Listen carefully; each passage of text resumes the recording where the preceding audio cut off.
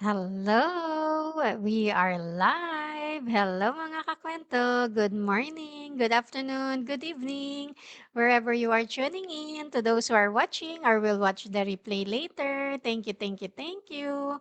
Welcome back to another episode of Kape at Kwento, Kwentong Pagbabago, where we keep it real about life, change, and growth, one coffee at a time. Ako po si Lori, a former OFW, a mother of two, the face behind Life with Lur business page, and now a proud digital business owner. So grabe, no?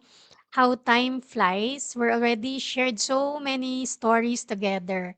Stories of hope, peace, healing, and faith. And tonight, let's talk about something simple but powerful. Something we sometimes forget to give ourselves permission to feel. Joy or yung saya, kagalakan. So our topic for Kape at Kwento Series 71 is say yes to joy, allowing yourself to embrace happiness freely. So meron nga palang nagtanong sa akin, saan ko ba daw kinukuha yung mga topics ko.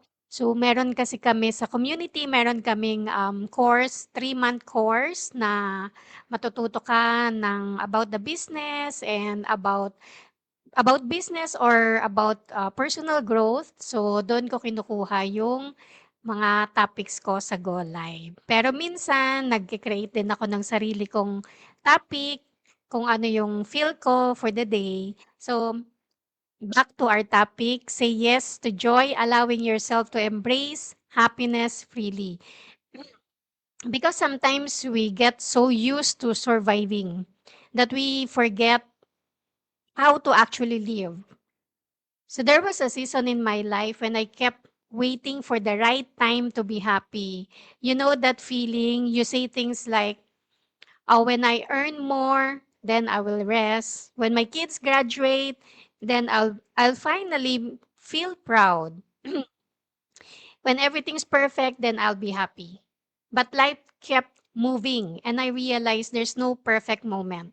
Joy isn't something you wait for. It's something you choose. Even in the middle of challenges, there are small reasons to smile. A message from a friend, laughter with your family, quiet mornings with coffee. And when I started to say yes to those little joys, life started to feel lighter. Not because everything got easier, but because my heart became more open. Sometimes we stop ourselves from being happy because we feel guilty. Like, I shouldn't be happy kasi may problema ako. Or baka mawala agad. Wag na lang ako mag-enjoy, di ba? Baka mawala agad yung joy. So, wag na lang ako mag-enjoy. But, you know what? Joy isn't denial, it's courage. It's saying, yes, I have problems, but I will still choose to smile today. So it's allowing yourself to laugh, to dance, and to feel grateful kahit hindi pa perfect ang lahat. Because joy doesn't mean everything's right. It means your heart knows how to find light even when life is dim. And that, mga kakwento, is power. And that what's keep us going, especially for us moms, OFWs, dreamers, and doers. So tonight, I want to ask I want you to ask yourself, when was the last time you allowed yourself to feel true joy?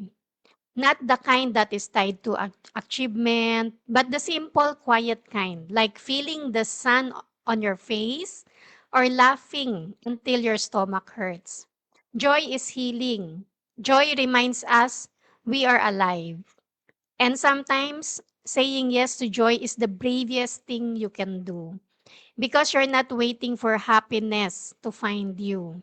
You are creating it even in very single you are creating it every single day. So tonight, I invite you to say yes. Kahit pagod na pagod ka na sa buhay, kahit pagod ka ng katatrabaho, pero wala ka pa ring ipon. So say yes to the little moments that make you smile. Say yes to peace, to laughter, to joy, because you deserve it, not someday, but now. Because joy is not a destination, it's a decision. So I hope maging masaya kayo, kahit may mga problemang dumadaan, lilipas din yan. So lagi lang tayong maging masaya and mag-smile. So thank you for spending your time with me tonight, mga kakwento. Let's continue to open our hearts to new possibilities, open our minds to new ways of earning, and open our lives to true freedom. So see you again on my next episode of Kape at Kwento, Kwentong Pagbabago. Bring your coffee. Bring your dreams and let's talk change. Let's continue to earn smart and live free and grow into the person God created us to be. If you want to learn more about the business, you can sign up on my website or direct message me. Yung website ko, www.loriramos.com. Lalagay nyo lang yung name and email nyo para masend ko sa inyo yung free info session. Yung link para sa free info session. So good night and God bless us all. Bye-bye. Bye-bye.